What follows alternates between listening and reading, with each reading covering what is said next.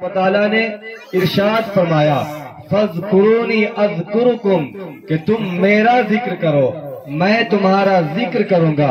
اب آپ غور و فکر کیجئے کہ اللہ تبارک و تعالیٰ نے کیا فرمایا، کیا حکم دیا، کیا کہا کہ تم میرا ذکر کرو میں تمہارا ذکر کروں گا۔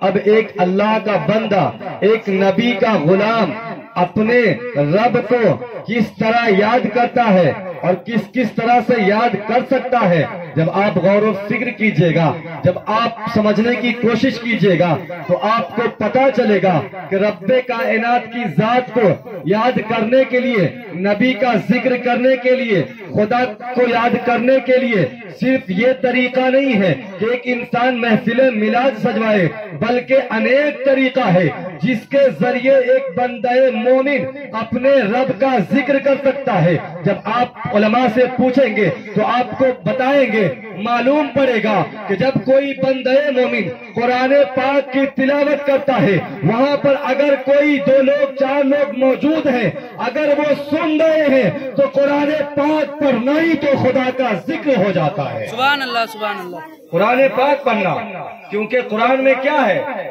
کہیں خدا کی تعریف، کہیں نبی کی تعریف، کہیں ولی کی تعریف، کہیں صحابہ کی تعریف۔ قرآن پاک پڑھنا ذکر ہے۔ اب کوئی بندہ مومن اگر نماز میں قرآن پڑھتا ہے تو نماز میں خدا کا ذکر کر رہا ہے۔ اگر کوئی بندہ مومن اپنے گھر کے دروازے پہ قرآن پڑھتا ہے تو خدا کا ذکر کر رہا ہے۔ اگر کوئی بندہ مومن کسی پاک جگہ پہ چور چوراہا میں جا کر بھی اگر قرآن پاک پڑھتا ہے تو خدا کا ذکر کر رہا ہے۔ مطلب یہ ہے کہ خدا کا ذکر کرنے کے لیے اگر ایک بندہ مومن چاہے تو صرف ایک طریقہ نہیں ہے، بلکہ ہمارے پاس انیک طریقہ ہے جس کے ذریعے ہم رب کا ذکر کر سکتے ہیں۔ اور رب نے ہمیں کہا تم میرا ذکر کرو میں تمہارا ذکر کروں گا۔ اب اللہ کا ذکر آپ چاہے نمازوں میں کرے، چاہے اذانوں میں کرے، چاہے قرآنوں میں کرے، جس طرح سے چاہے ذکر کرے۔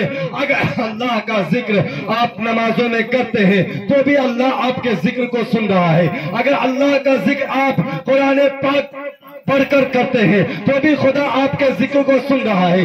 اگر محفل میلاد میں آ کر کرتے ہیں تو بھی خدا آپ کے ذکر کو سن رہا ہے۔ مطلب یہ ہے کہ ذکر کرنے کے لیے کہا گیا، لیکن یہ نہیں کہا گیا کہ آپ ذکر کہاں کریں، بلکہ اگر آپ چاہیں تو جس جگہ آپ کا دل مطمئن ہو، جو بھی جگہ پاک و صاف ہو، اس جگہ رب کا ذکر آپ کر سکتے ہیں۔ سبحان اللہ سبحان اللہ۔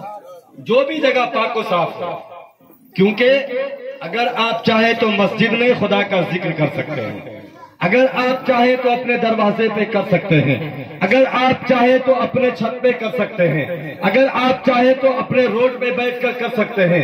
مطلب یہ ہے صرف کہ خدا نے ذکر کرنے کے لیے کہا۔ اب خدا کا ذکر، نبی کی تعریف آپ ہر وہ جگہ کر سکتے ہیں جو جگہ پاک و صاف، ہر وہ جگہ پاک و صاف۔ اب ایک انسان، ایک مسلمان، ایک ایمان والا اگر نبی کی تعریف، خدا کی تعریف، خدا کا ذکر اگر کر رہا ہے تو ضروری نہیں ہے کہ ایک انسان کو نبی کی ہر تعریف معلوم ہو۔ اگر نبی کی ایک تعریف بھی آپ کو پتا ہے، اگر آپ 2 لوگوں کے سامنے نبی کی تعریف بیان کرتے ہیں تو وہ نبی کا ذکر ہے۔ اگر نبی کی ایک تعریف بھی پتا ہے، اور کون مسلمان ہے جس کو نبی کی ایک بھی تعریف پتا نہ ہو؟ اکثر مسلمان، چاہے وہ پڑھے لکھے ہوں یا نہ ہو۔